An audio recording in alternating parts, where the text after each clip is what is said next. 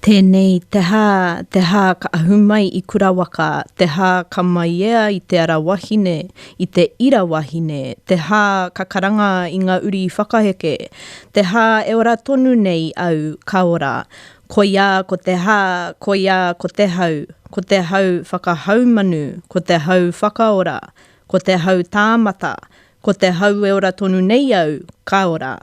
Ka tā te manawa I tēnei hau tapu, ko ia ko te hā o hine ahuone e puha mai nei ue hā. Tau mai te mauri, haumie, huie, tā I kie.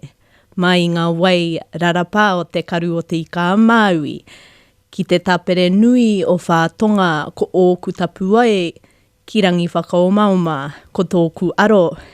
Ki ngā pai maunga teitei o tararua. Ko Kahurangi tēnei, o tātou reo, o tātou tāngata, o tātou kōrero, ko Wairarapa.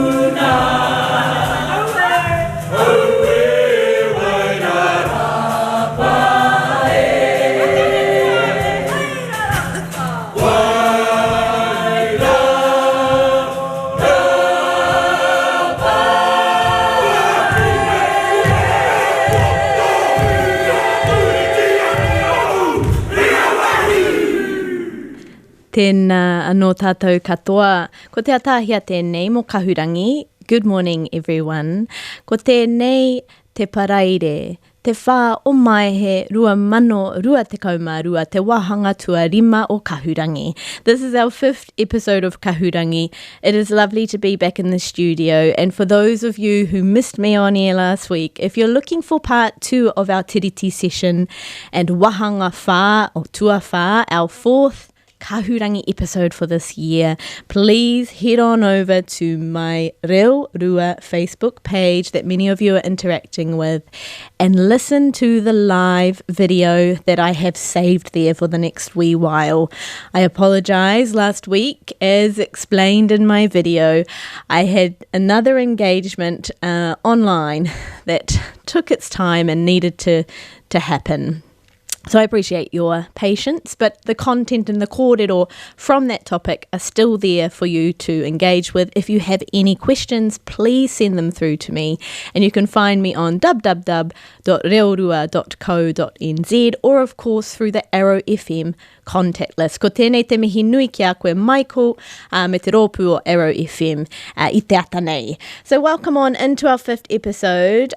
It's going to be a huge, big celebration of our wahine, our females, the important holders of knowledge, sharers of love, givers of manaakitanga, our feminine energy. And I thought about this topic in the last couple of days with our International Women's Day celebrations coming up next Tuesday, the 8th of March. So that's what today's all about. But before we head on into some kaupapa kōrero and some beautiful rauemi and resources I've brought into the studio today, I do want to acknowledge the space and time that we are sitting in, as we do every week here on Kahurangi, our voices, our stories, our place. So, if you are tuning in for the first time, Maramataka is the Indigenous time system of Aotearoa. It is here, it still is very much used, and we want to tune into Tirea today, the name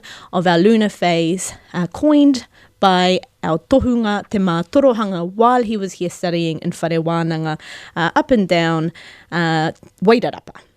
Now, Tirea, very much similar to whiro, and those of us who are quite in tune and in sync with our environment would have felt quite heavy and low, and I would assume those of us who aren't necessarily in tune with our environment, we're feeling like that anyway, with the events of the last few days here in Aotearoa and abroad. Now, whiro is sometimes called a non-moon, but most commonly known as the new moon. And it's when the moon is about to start its new cycle of phases. So it is a full circle. It's not very large and it's very hard to see. It's kind of a faded colour in the sky. Those of us who are in Wairarapa and listening in, you wouldn't have seen it. It's been too cloudy, but I'm sure you would have felt whiro's wrath and energy. Koia te atua o te kino me ki. So we know that whiro from our quiz and from our pangakupu and our Q&A in our first couple of episodes, whiro is one of the siblings and one of the children of Ranginui and Papatuanuku, and he's very much associated with feelings of distress, of discomfort, of disruption. And so we like to think of whiro and Tirea as ngu times to settle, times to fast, times to a time to be at home and close to whānau. So may that be our tohu for today. And what's really exciting about whiro is it brings in a changing of lunar month. And so the star that is shining bright in the sky, which would have risen with whiro yesterday, is Poutu Te Rangi, also known as the time that the crops of the new harvest have been harvested. So we're starting to look out now for our kumara, for our potatoes, and other more summer vegetables in our marakai, things like kamo tomatoes. They're kind of getting to the end of their cycle for now. So I just keep thinking about my marakai at home, and actually, while it is at the end of its cycle, there's lots of kai in there. So make the most of this time before it starts getting quite cold and frosty. I'm sure we're all feeling that anyway. Now, while I play around with my music here in the background, I do want to reference some of the puka puka that I've brought in to the studio today. So one is by the wonderful Kiani Matatasipu. Some of you may not be familiar with her name, but may be familiar with her story and face. She is one of the cousins of Ihumātao, and I highly recommend the viewing on TVNZ On Demand of her and her whānau, let's say, their documentary named Ake Ake Ake, which follows the Ihumātao occupation or kaitiakitanga of their land and the background story to that. Wonderful, wonderful story, but also her book that has just been released and is getting awarded all sorts of accolades. I'm going to hold it up to the camera. You can find it on its own website, www.nukuwomen.co.nz, or of course on all social media platforms. I will of course be reading from our Pouareo book, as many of you know, our Rangitane stories. We have a wonderful poetry book that I've brought into the studio before called Matariki Fiamme di Stelle, Poetesse Māori Contemporanea, and you're probably thinking, whoa, is that Te Reo Māori or Te Reo Pākehā? That's an Italian title. And this was a curation by Antonella Sarti Evans, who is an Italian translator living in Wellington, Aotearoa, who has collaborated with a number of Māori poets. And she, with colleagues, have translated a number of poems by Māori poets, many names that you will probably recognise. I'm just going to read some of them out. Alice, Punga Somerville is one, And I think the main writer in here is Mary Maringikura Campbell. And I'm hoping to get to it, but if we don't, I just wanted you to see it, hear it. What's lovely is we've got Te Reo Pākehā, Te Reo Māori and Te Reo Italiano. Aroha by our wonderful psychiatrist, one of only 2 Māori, holding that up to the camera for those of you who are viewing. Dr. Hine Mo'aura, one of only 2 Māori women psychiatrists in the country. The other, of course, is Dr. Dai Kōpua. Atua Wahine, a collection of writings by Wahine Māori. And last but not least, Pūrākau, edited or co-edited by Whiti Hereaka and Witi Ihimaira. And if you were lucky enough, you would have gone along to its launch here in Wairarapa at Aratoi Museum. So those are some of the resources. We'll get through as much as we can. Let's just head to a waiata break now. And please be mindful of the waiata that I am sharing with you all. These are our wahine artists, some of whom have been around in the gig for a long time, some who are up and coming, some who are new, all singing in Te Reo Māori or about Te Ao Māori. So our first song for Te Ata nei, Whiti Te Marama. Nā Magic Paura.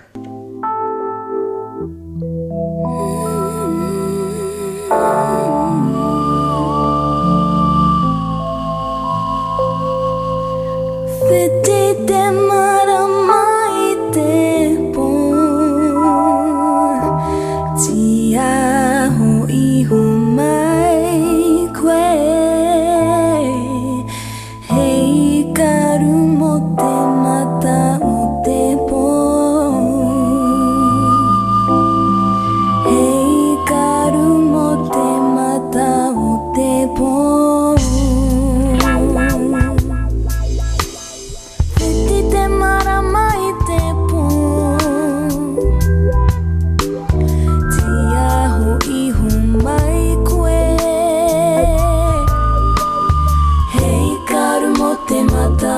pō. Hei karu mo te mata o te pō, toana te rā ki te moe, tia ho iho mai koe, hei karu mo te mata o te pō.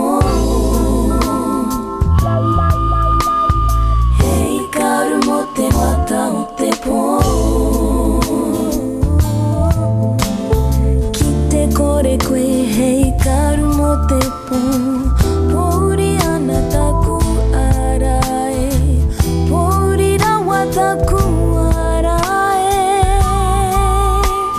hoki ana hau ki te moe, tia ho iho mai koe, hei karu mo te mata o te pō. Hei karu mo te mata o te pō.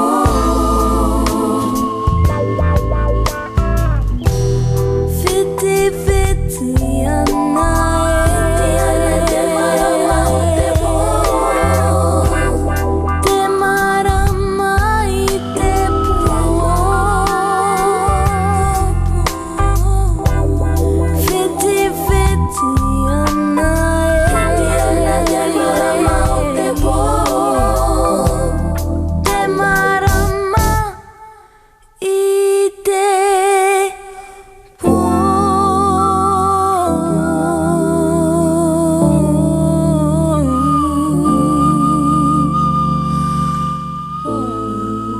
In Te Ao Māori, the entire earth is Papatuanuku, the Earth Mother. Whether this is in her physical representation as the earth, or within our consciousness of her as a spiritual being, or through all her mokopuna that dwell upon her, all flora and fauna are her grandchildren, the children of her offspring. All the birds and insects of the forest are referred to as the children of Tāne Mahuta. All life depends upon Papatuanuku for their well-being. People have the option of caring for her to maintain their own health or abandoning her to concentrate on their own short-term needs. Ultimately, an unhealthy papatuanuku is going to lead to unhealthy people. By always keeping in mind the needs of papatuanuku and the requirements of her immediate whānau, our people were able to appreciate what would happen to the land and them if it was not kept in as natural a state as was possible. They only needed to look as far as their own bodies to understand how the earth would react if either were not looked after properly. From here in the Wairarapa Valley, our kaumātua tell us to take a close look at the skin on our body. We can see that it is neither smooth nor flat. Our skin is like the land, the rising and falling like the peaks and valleys. The elders say, look at the Tararua ranges high above us, then to see how the mountains descend to the flat plains and the valleys, only to rise again in the east on the Wairarapa hills. This is the land. It is papatuanuku. The land and our skin are very similar. They then say to look at the hair that covers our bodies, the covering that keeps us warm and provides protection, just like the grasses and trees upon the earth. It does not take long to begin to understand what the kaumātua are impressing upon us. They remind us that Tāne Mahuta covered his mother in a cloak of trees and plants to keep her warm. In her cloak he placed his children to accompany her. The kaumātua say, look at the hills that have no cloak. Papatuanuku's skin is left unprotected. It will become dry and it will fall away. Our skin peels after too much sun. It is the same as with papatuanuku, but we call this erosion. Next, they ask if we know the purpose of the arteries, veins and capillaries in the human body, to which we are able to say yes. These vessels carry the blood and oxygen or the life force around the body. They contain the antibodies that purify our blood. They then ask us to think of papatuanuku as a human again. The waterways that cover papatuanuku acts in a similar fashion. They provide the nutrients and water to the soils, the plants, the animals. They cleanse the land of impurities by washing them out to sea.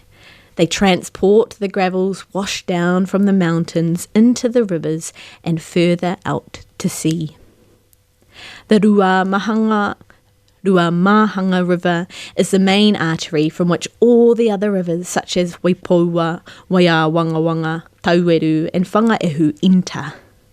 These rivers are in turn fed by the many creeks and streams, just the same as the veins in the human body. Part of this learning was to consider the effects of sickness upon our bodies and then translate these illnesses to papatuanuku. It was soon apparent that she too was vulnerable to the whole range of health problems experienced by humankind. Among many other illnesses, her veins became blocked, as in the case of slips or debris gathering in rivers, such as during the storms of February 2004 or even more recently, and her blood could be poisoned, as when pollutants find their way into the waterways. The only time she has a good clean out is when it rains or during storms. We need these. If people wanted their mother to care for them then, they had to minimise the risk of her becoming sick. Sometimes the elements, her children, combine to help their mother. In so doing, they flush away the paru, the dirt, processes that man has no control over and should perhaps be resigned to accepting as being a part of the earth. Ko papatuanuku. Papatuanuku, the land, us. Tēnā no tātou. Welcome back to Kahurangi. This is Te Ataahia on our episode 5, this beautiful Friday morning. And that lovely reading was put together by our Kahurangi here in Wairarapa, o Rangitāne, Matua Joe po Tangaroa for the Powerel series and the Rangitāne or Wairarapa education series on the website. You can find that kōrero in the Powerel book on Whārangi Te Kau, and it reminds us of the importance of kaitiakitanga and our connections to the land. Tēnā anō tātou.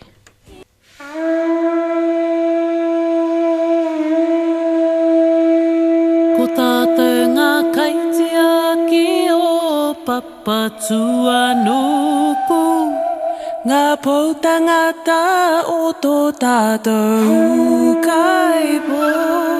Ko ia te ko haiwai ho mai e ngā tua, ko ia te mana, te ihi me te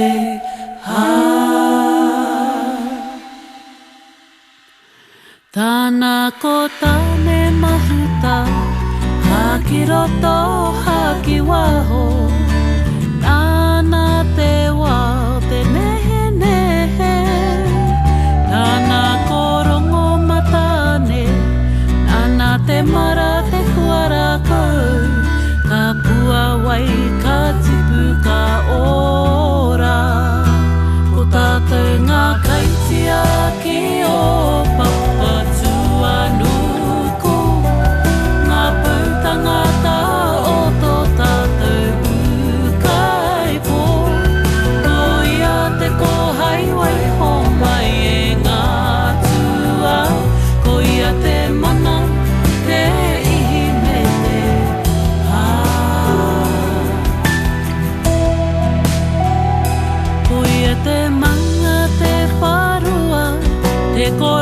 te mano whenua, nāna te wai poi poi a ki te moana.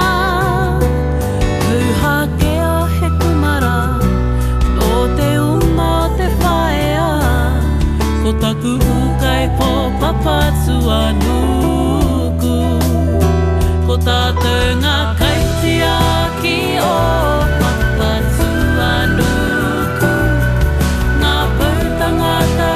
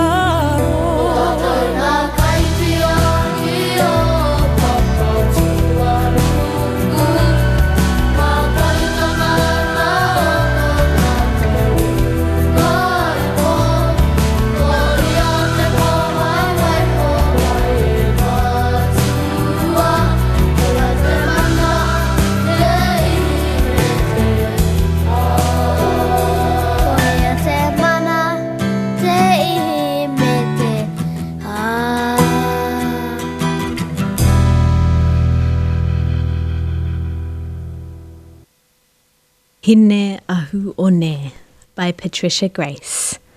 I sneezed, and therefore I lived.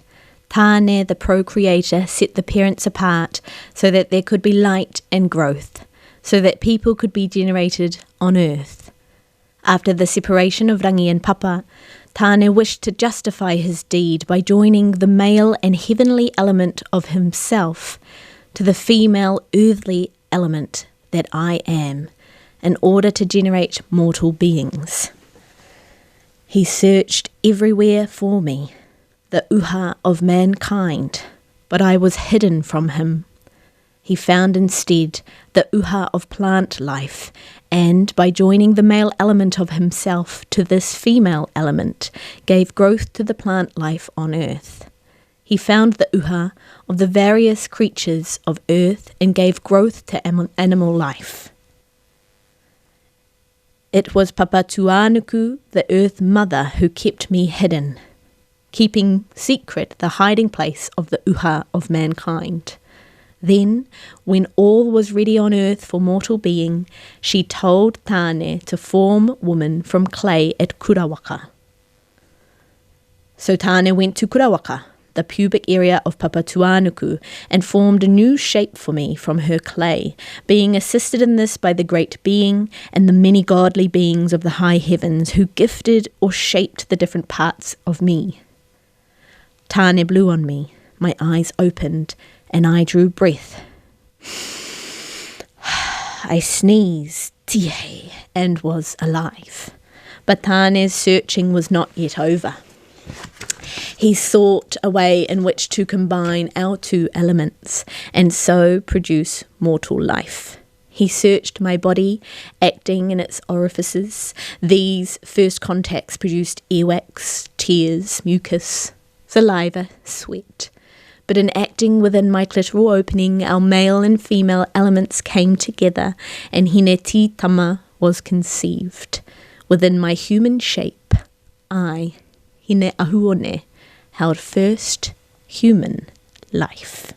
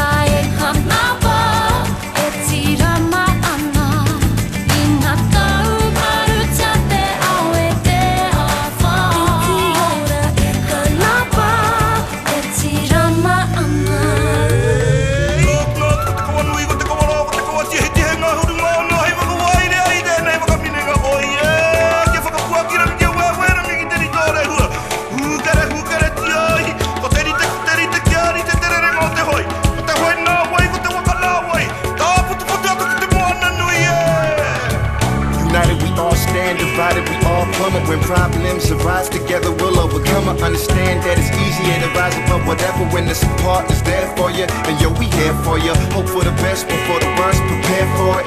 Use the thing inside your head and keep it clear for it. It's necessary to, in this day and age, if you wanna shine tomorrow, gotta put in work today. Let's go.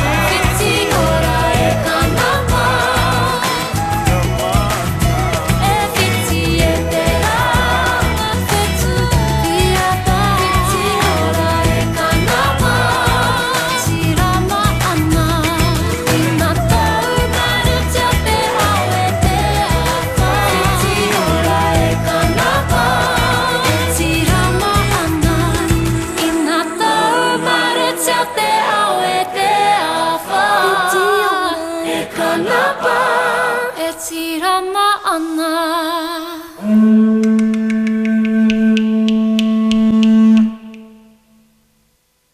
Hine te iwa iwa na Stacey Teague. There's an affinity between the weaver and the plants that she gathers, harakeke, pingao, kieke. The flax scraped with a shell, then washed and dried. The muka prepared on her thigh, the weaver works downward. The designs of women are as tangled and purposeful as webs, under, over. Holding hands in place, she pulls at the threads. 2 up, 2 down. We women go about our women's activities, reach out to Hine te iwa iwa to give us power. She prays over us, sits like a mountain beneath the cycles of the moon. With her face lit up above us, she cradles mother and child. We trace our lineage back as far as it goes. It ends with her. Under, over, 2 up, 2 down. With your small flax, weave us into life. We summon you.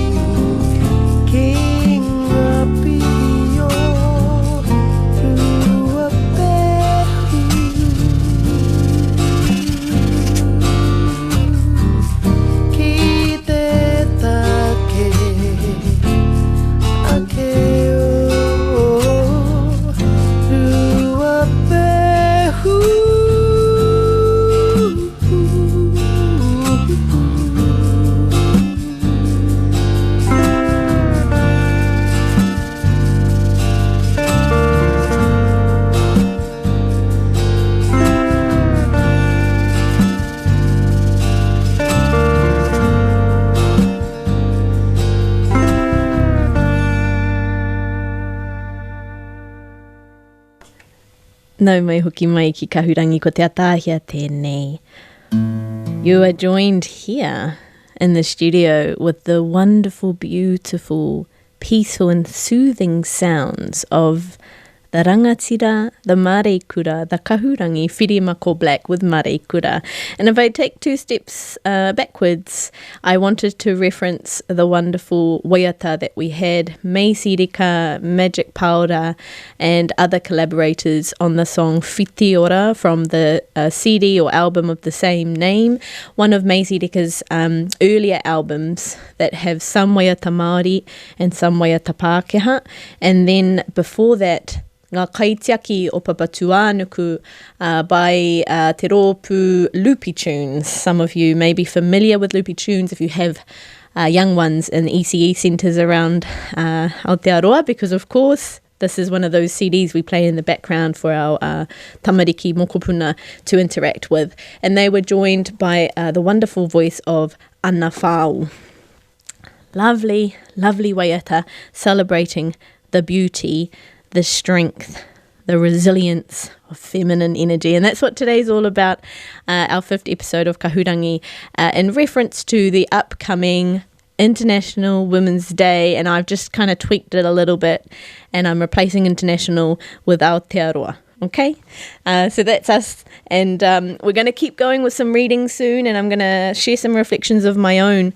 But I came across this wonderful little write-up about goddesses and grandmothers in this wonderful book gifted by my lovely Hoa Ibi Hauraki. I'm holding it up to the screen, Atua Wahine. Please get your hands on it. It's wonderful and empowering.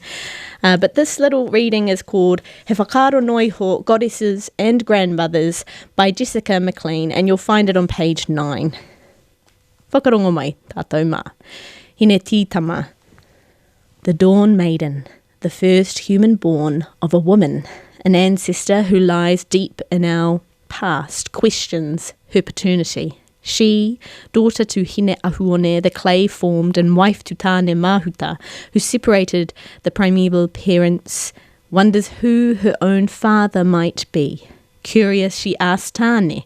Evasive, he suggests she consult the pou of the house they share. At this moment, doubt crystallizes to terrible knowledge, and it is revealed that her lover is also her father. Shaken, but unbowed. For who knows what laws were in place when the world was young, when there were only 2 human women and no human men. After all, who did Adam and Eve's children breed with? And having all the information at hand, she decides to abandon, or at least transcend this realm.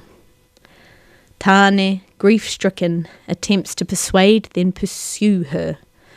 She resolute in her decision, decrees that he will assume responsibility for their children, humanity, that is. She, as Hine Nui Te Pō, great woman of the night, will safeguard us in Rarohenga. When we slip free of these bodies, leaving tide, flax, knots in our wake along the coast, north to Te Rerenga Wairua, and diving deep where oceans meet as the kuaka scream their elegies. She, having assessed the situation and possible responses, determines her future and becomes a goddess. Mahuika and Muriranga Whenua sit together by the fire, recalling their grandson Maui and his recent antics. Mahuika remarks with satisfaction that, as they had predicted, the time had come for humans to receive fire permanently, to use as they themselves did, instead of returning each morning to receive a new flame. Long had the 2 grandmothers discussed the manner in which this should happen. Certainly a request or an attempt to obtain it must occur before Mahuika would merely hand over such a powerful tool. This would demonstrate readiness to accept and use fire in all its various ways. The child cannot use the taiaha until they are mature enough to take it up. For their own reasons, they decide it will be Maui who receives this gift. Because the ways of the world then were strange and wonderful, as this conversation occurred in one place, in another, Maui finds himself wondering where the little cooking flame that must be replenished each day really comes from. This leads him to Mahuika's cave, where, in the playful and indulgent manner in which one humours a toddler in a game of hide-and-seek, she pretends not to recognise him, allowing him to trick her into giving him her fingernails made of flame, which, by the way, grow back, you dipshits. The last of which, in a final flourish, she flings at him, although he is in no danger, no more than a child being thrown into the air and caught safely again. Certain trees catch alight, but in the rains that Maui calls up from his uncle, fire retreats to the heart of the tree. These are the trees we use to make fire, and the fire's retreat to the centre speaks to the effort required to extract it again. It is Prometheus in a nutshell, with one important exception. It is the grandmother who is really the hero of this tale, but the very idea of a hero is Western, rooted in Greco-Roman ideals, and always demanding an enemy, other against which heroic, read violent, acts can be performed. Isn't it strange that the conditions under which heroes emerge always entail a justified violence on behalf of the hero? The real moral to be extracted here, if anything, is that heroes are often irrelevant, if not dangerous, and that grandmothers have profound powers. Later, Muriranga Whenua and Mahuika sit by the fire. Muriranga Whenua seeks again her sister's thoughts on the growing, expanding, yet becoming more finely textured nature of human knowledge. She wonders if, just as the time came for humans to master fire, it is right that the new kinds of knowledge be made available again after the requisite effort has been made. The issue at hand is this. Muriranga Whenua possesses both an upper and a lower jawbone. Jawbones, of course, being powerful symbols of particular kinds of knowledge. The upper jawbone represents knowledge of a celestial nature, is fixed in place, and therefore represents kawa, which is also fixed. The lower jawbone represents terrestrial knowledge, and because it moves during laughter, song and speech, also represents tikanga, which is fluid and contingent. Together they comprise significant bodies of knowledge. What knowledge can safely be entrusted to mortal hands? The sisters decide that only the kąrero, the lower jawbone, will be given to humanity. This is the knowledge that Maui uses to restrain the sun, artfully lengthening the days that all might have time to accomplish their daily tasks. He also uses this knowledge to direct his fishing line to Te Maui, birthing an island. Why is it then that the tattered remnants of these traditions found in written anthropological works uniformly describe Hinenui Te Pō as fleeing in shame from her encounter? Why are Mahuika and Muriranga Whenua reduced to mere satellites in their own stories, obediently orbiting a central male figure around whom all the important and noteworthy events occur? And worse, why do so many of our own retellings reproduce such debased interpretations? These are rhetorical questions. I consider it taken as given thanks to the scholarship and efforts by wahine toa, such as Aroha Yates Smith, Donna Awatere, Ngā Huia Te Awe Kōtuku, Linda Tuhiwai Smith, Leonie P. Hama, Jessica Hutchings, Kuni Jenkins, Animi Kaere, Ngā Huia Murphy, Naomi Simmons, and too many others to name, that the misogyny of the 19th century Britain is bound up in the colonial project, and that there have been particular impacts on Māori women, that Māori men, protected to some degree by shared qualities of masculinity, have escaped. This is not to suggest that Māori formulations of masculinity have not been contorted and reframed, only that until recently, many Māori men appeared to enjoy participating in formal processes of power that wahine remained excluded from, without doing much to remedy the situation. I get that their own power would have been limited in the colonial context, but this does not entirely, if at all, exonerate them. Much is made of Kate Shepherd, who's generally held to be responsible for universal suffrage in New Zealand, but little is spoken of Meri Te Tai Mangakahia, who insisted that in addition to merely voting, women Māori women in particular should have the power to make rules.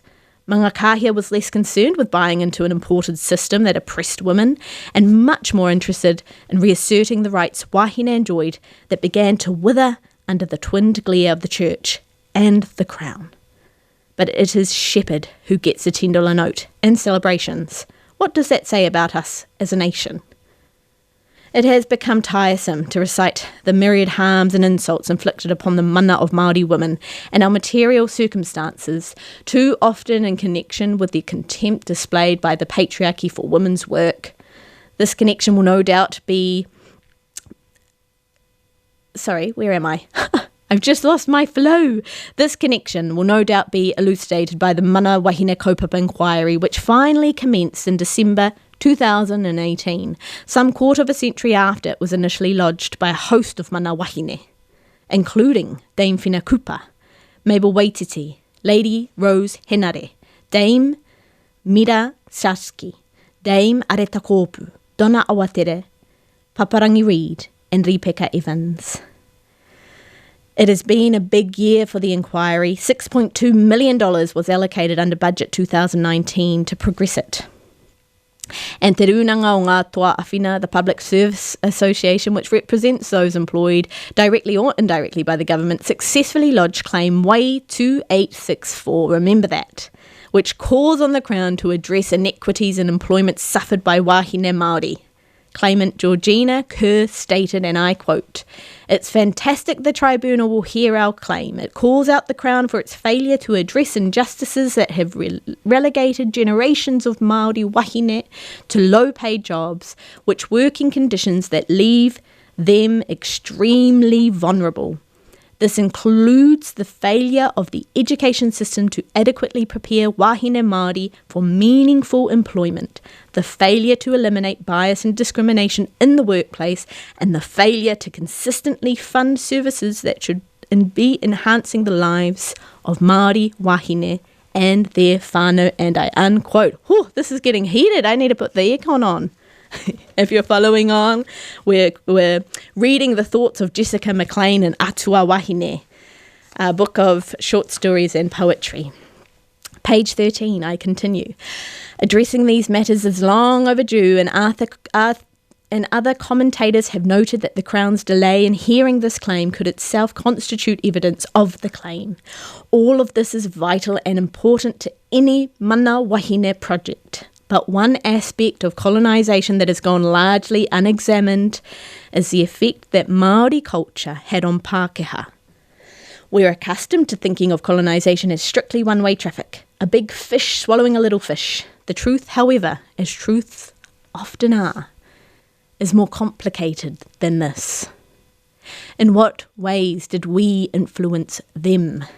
What barbed hooks catch in the gullet, refusing to be dislodged?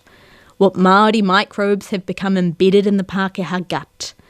Do you really think it is a coincidence that the first country to declare universal suffrage is the one where, for almost all its history, women had held considerable status and power, able to lead, fight, arbitrate disputes, and own, inherit, and dispose of land?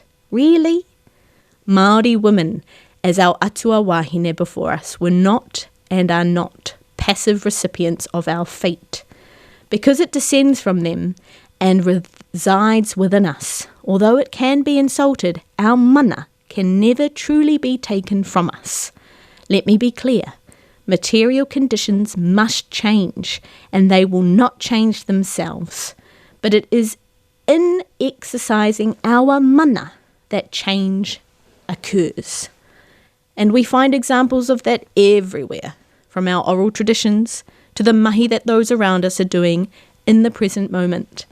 Magical transformations exist in Māori thought, and new problems sometimes require old solutions. Beyond dealing with the fallout of over a century of systemic discrimination, the global spectres of climate change and rising inequality demand localised mana wahine solutions. Possibilities for such solutions can only begin to emerge by foregrounding the particularities of the experiences of wahine Māori. Let goddesses and grandmothers show the way. Whew, that was a long read. Thank you for following along. I think I needed to breathe a little bit more because I was getting a bit emotional there. But what a wonderful, wonderful, thought-provoking whakaaro being expressed by our writer here. We are wrapping up the show, and I feel like it's only getting started. So what I might do, because our International Women's Day celebration is next Tuesday, is continue on some of these readings next Friday. But I'm going to go to a waiata break, and then we'll have our concluding statements. No reira, e te whānau e whakarongo mai ana, ko tēnei te pou o te tangata, nā Ria Hall, nā Tīk Sitito. Whakarongo mai.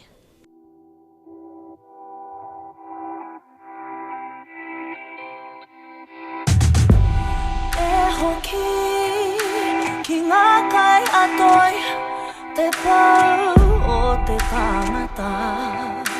Tō te tangata, toto he whenua. Tō muri nei, he raunoti. He meka meka, koura. Whakarakei, oku awa koe ora.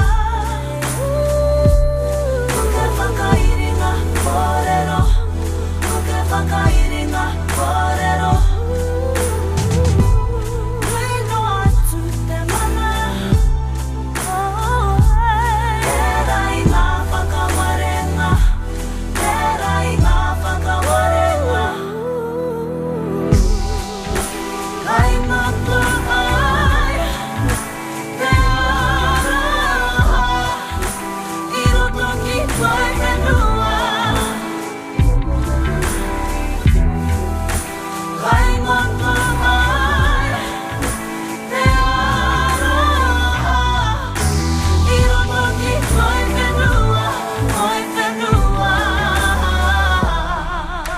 Whakairo ai koe, I te one, o kura waka.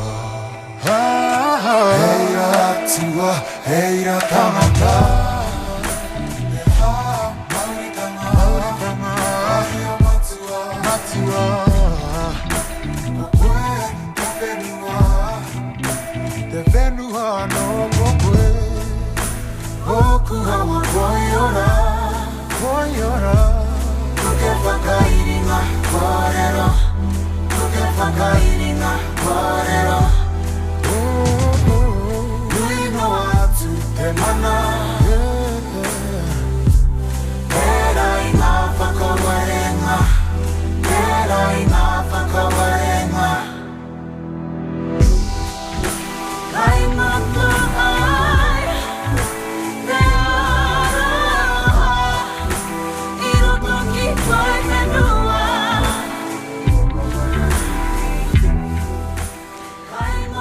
Magical transformations exist in Māori thought. Let goddesses and grandmothers show the way. That was my favourite line from that entire reading, our concluding statement from the wonderful wahine Kaitito. Atua Wahine is the name of that wonderful book. And welcome back to Kahurangi. This is Te Ataahia. We're in our last concluding statements right now for our Wahanga 5. And I just really wanted to do a big shout out at this point. Who are my goddesses? Who are my grandmothers? In no particular order. I was very privileged to grow around lots of nannies. Nana, Gillian Worsfold, I want to send my love out to you. You are my biggest fan on this show. I'm sure you're listening in today. You don't fail to connect in with all of your mokopuna. You have the largest heart. You are a giver. You're equally a warrior. And I mean both warrior with an O and warrior with an A. Your strength and your resilience through the ups and downs of life have always inspired me. And more than that, your commitment to your loving relationship with Granddad has inspired many of us in our partnerships with others. Nana helped raise me, but also Auntie M, Maureen O'Connor. I want to shout out to the late Auntie M. If you're listening, if you're here with me, I cherish every memory I have with you as a toddler at your house being spoilt and sugared up through your sweets, your lovely smile and your cuddly tinana. My nanny's at kōhangareo, te kōhangareo o Ngāti Hāmua, Nanny Puanga, Nanny Marcia, you two have both passed. And I am very lucky to still be using the reo that you first taught me when I was a young girl. And it's a lovely feeling to be back in that kōhanga again, sharing with others the beauty of te ao Māori. And that was because of your modelling. I want to shout out to the nannies who are still here with us. Many are doing so much, giving so much to our community, the likes of Nanny Paremo and Nanny Francis. I love you, nannies. It's so lovely to be around you all. To all of my aunties, to my mama, Shelley, Marie, Rutene, who also helped raise me. Mum, you are such a boss, and I'm so proud of you. You've always put everyone else first, and I am so happy that you get to finally explore who you are and what your interests are without the distraction of having to be a hands-on mum. And saying that, we love how close you are to our babies, to your mokopuna, and we love how alive and vivace, we say in Italian, physically fit and well and healthy you are to be able to be so fun and engaging with them. And then to my cousins and my sister and my beautiful daughter, those of us who are a bit younger in generation. Te aniwaniwa Māreikura and Māreikura Anna, and all of the many friends that wrap around me in my adulthood. You are all so inspiring. Dee and Lauren and Shari and Sam. Oh, there are so many. And Manaya, all of my beautiful mates, thank you for your knowledge, your education, your learnings, and your teachings to me, of me, for me. To all of the wahine who are doing amazing things out in our community, iwi, hapu and whānau spaces here in Wairarapa. A huge mihi to you all. So many shout outs, which I will continue next week. But again, please look out for events on Tuesday, the 8th of March for International Women's Day. Before I finish, I just want to turn to one song, and the song's going to end our show today by our wonderful Sophronia Smith, who, like many of you know, is an iwi leader and is doing a show here. She has a wonderful voice, but the song is about whānau or family. And I just wanted to end with that wonderful feeling, whatever that means to you, and whatever wahine, mana wahine, atua wahine means to you. Hold on to the warm fuzzies that gives you into next week and use it as healing through this tough time. Tēnā no tātou katoa ko te Ataahia tēnei mo Kahurangi.